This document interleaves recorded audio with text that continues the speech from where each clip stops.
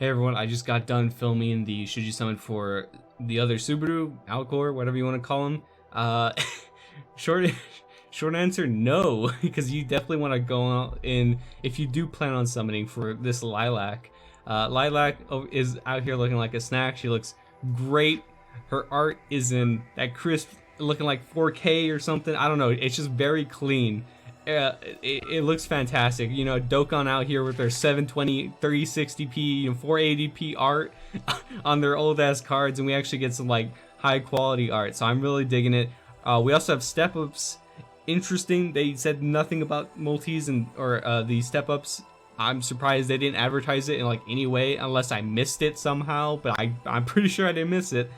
They literally did not say anything about multis, so the fact that we got multis is super good. Looking at the multis, we have a discounted normal multi, then we have 3 full multis, nothing weird about them except you get 50 shards in total from them. Then we have the last 5th step multi, which you're guaranteed a memory out of. Pretty solid. I think the rates are the same. They should always be the same. I don't think they have any multis that are different. Yeah, so this one's normal. Then we have step 2, normal. Oops. Step 3, normal. If you wonder what this one step thing is, it's because you're guaranteed a character in slot 10. So that's just the rates for the character. As you can see, you're not able to get memories. So it's a lot easier to get characters through multis. I mean, quote unquote, a lot easier, you know, really. Like, it's just one slot. Then you have, step 5. Okay, step 5 has 0.5 rate up increase. So you have an increase in, okay, so yeah, you definitely want to do the multis first. So you have a total of 4.5k gems. Go ahead and hop in on this. That's where you're going to find your value at, especially with the free memory as well as the rate up. Oh yeah, you can see right here, it says rate up, the 1.5%. Then we have the normal banner, which is going to be normal rates and everything. We're going to go into her kit now. Let me switch on over. So this is what Lilac does. If I ever call her Lida, just catch me in the comments in 4K or something. But yeah, a lot of people like the name Rida. It's just like, I hate it because it makes no sense English wise. Like Rida, like if you're gonna translate to, like, if we're gonna have translations, you know, you might as well make it so like we can actually say it in English. But people are like, we have no way of knowing or anything. I mean, you just make the translations yourself. And again, in the data mines where her files are located, she's actually named Lilac. And in other places too, I was talking with Rept a little bit about it. He said there was other places where she's called Lilac. So I'm just going with Lilac. You know, Lilac isn't, or you don't find the C in anywhere in the pronunciation, I think, for her Japanese name. But I guess they just threw it in there. And now she has a C in her name, so she's Lilac. But yeah. Enough of that. Magically attacks a single enemy with 400% power. It has a 100% chance to give self debuff immunity for 1 turn. Additionally, reduce blue allies cooldowns by 1 turn. Ooh, that's a sod. I like this. This makes the passive or the basic like really strong, but it's conditional, so it's not too overpowered. You definitely want to be running this new mono blue meta with her, mono blue team. So if you're prepared, it's just the thing is with these new units, if you're prepared to really summon for an entirely new team, then go all in. That's really what I have to say to you. But if you really can't afford to invest in like 3 separate characters right now, I'd say definitely wait and chill out a bit, see what Elsa is bringing to the table, see what the Halloween units are. We got a new Mimi memory in the files. I believe it's probably going to be the one that comes with the new Mimi, the Halloween Mimi. So I'm assuming that's going to be her memory. We have the picture in the files already, and I'm assuming she's probably going to be the first of the Halloween batch that we're getting. So you can go ahead and wait on that. But yeah, so Mono Blue is looking really good right now, but it's just the thing is you have to invest into an entirely new team. They do help you along the way. Again, if you saw my previous Should You Summon with the Alcor, you know that you can get 100 free shards, potentially, I say this lightly, potentially 200 free shards, meaning you can straight up buy him, as well as you have the 100 tickets. So you're not entirely investing in a new team, but you do have to realize that one of the best blue units out there is also Birthday Amelia, and she has basically no support whatsoever when we are talking like summoning wise. She doesn't have any ticket. I mean, oh yeah, she had tickets, didn't she? I think she did. We can actually check real quick. Let me open up my blue stacks. She have tickets? Yeah, she did. I think she had like 1 ticket, right? it wasn't that big of a deal, but you still have to invest in an entirely new character. Like at least these characters have some fragments that you can buy, a lot of free pools. It's just hard to invest into a new team, so that's really where my concern is. Going back into her kit, her passive at the start of battle, there's a 100% chance you will give all blue allies besides Lilac a stance cover for 2 turns. So every unit on your team has cover. That's going to be very tricky to navigate if you're trying to attack this team. This sounds like a really OP defense team. When attacked, remove 1 debuff from self and restore 50% of your maximum HP. When an enemy uses a skill that would increase their action gauge, give self turn invincibility for 1 turn. What I've noticed about these units too is that they really counter themselves.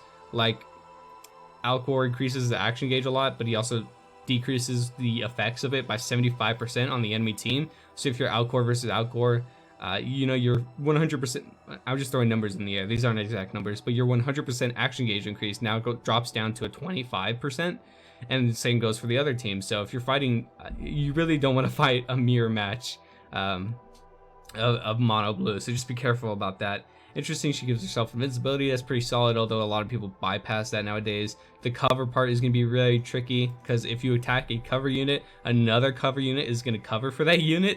So if you're attacking the other cover unit that covered for that unit, the other original cover unit is going to cover that unit. So yeah, if you make sense of that, then congratulations. Then remove debuff himself is pretty solid. I do believe this is only for her. I don't think this is like a team thing. So this is very strong, even for her. I think the restore 50% HP on hit is like really strong, although she's never going to be getting hit because you have so much cover. And then this is at the start of the battle. Okay, so it's not going to be too OP. This is going to be a constant thing. At least I don't think it is. I haven't read this yet. I guess we might as well. Magically attacks all enemies with 600% power. Has a 100% chance to inflict blue collapse for 2 turns. Remove all debuffs from self. And restore 50% of your maximum HP. Oh, I thought this said buffs. Okay, yeah, because it reminds me of an Alcor's said his memory, I think, removes buffs from self. So I have to talk with Rep about that because I think that's a mistranslation. But removing all debuffs from self, that's good. And restores 50% of your maximum HP. That is insanely good. Additionally, it gives all blue allies besides Lilac 2 turns of cover. Okay, so yeah, you can definitely repeat this, especially if you put like throw down Swimsuit Betty or Anna. Oh my god. And then if there are dead allies, revive them for 4 turns. So this is the new Phantom mechanic. You can revive them for 4 turns. So it was the 4 turn. The counter on the Phantoms themselves was the turn, like the amount of turns they're able to be alive. I don't know how much you can really take advantage of these Phantoms. I don't know if you use their full kits, their full passives, their full abilities. It might only be their basic. Maybe it might only be the percentages. You can't use like debuffs or anything. I don't know. I haven't tested it. We'll have to wait and see. Potentially could be very strong. She's looking like to be the main unit you want on your mono blue team. I feel like mono blue is really going to be a powerhouse with this unit. Then we have the magical tag, a demi-human, dream magician. I think that's like a Xion tag as well. Interesting. But then she has the Remembrance Township, which is like that rare tag that all the anniversary units somewhat have. Then we have the HP up by 10, agility by 10, defense by 30.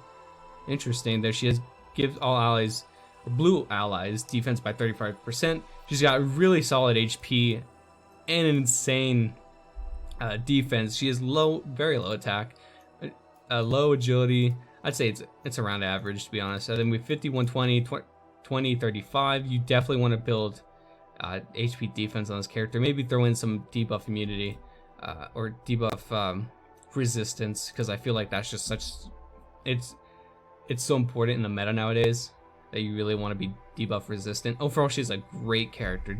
The unit is demi-human. I guess the memory makes a little more sense now. HP 10%, 20 for defense, and HP 10 again, so 20-20. If unit is demi-human, when attacked, there's a 100% chance to remove 1 debuff from itself, similar to Xion's memory. If unit is demi-human, when your HP is 40% or more, when you take... Oh, so you can't get 1 shot. So this is similar to Ram's memory as well, except for, I believe Ram is 30. This one is 40%, so interesting. Well, I wonder what's better. When your HP is 40% or more. I think 30% or more. You definitely want the percentage lowest. So it covers more ground of your HP when you get one shot. So yeah, it's a little worse, but still very strong for this unit. Interesting. So yeah, she has a great banner. She's a great unit. If you do decide to pull, you definitely want to do you definitely want to do the step ups first, test your luck there, then debatably, you know, go all in. I would say yeah, so definitely do the multi. I'd say again, we have 14 days ish. You probably want to wait to see what is for next week, which is Halloween. They could do some big stuff, but I don't know. I feel like Anniversary is so wild that you're actually pretty safe to summon here.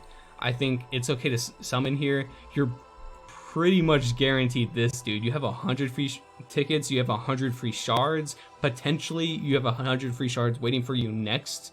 And what is it? 3 to 4 days when part 2 of the shop comes out. Or it could be a shop for this LILAC. If it's, I don't see it being anything else, because if it's anything else, then it's extremely disappointing. So I feel like this shop's gonna be like everything just really depends on next week's shop. So it's so interesting to see how important this shop is to actually like the entirety of like who you should summon for in the event and everything. But yeah, I'd say you're probably safe summoning on LILAC first, then potentially going out and on Subaru. But again, we're getting those 100 free pulls, so just chill out a bit. No free daily singles. We haven't seen those in a while. I just thought I'd mention it here again. And yeah, so that's gonna do it for the video. Good luck in your pulls and everything. I'll see you guys next time. Later.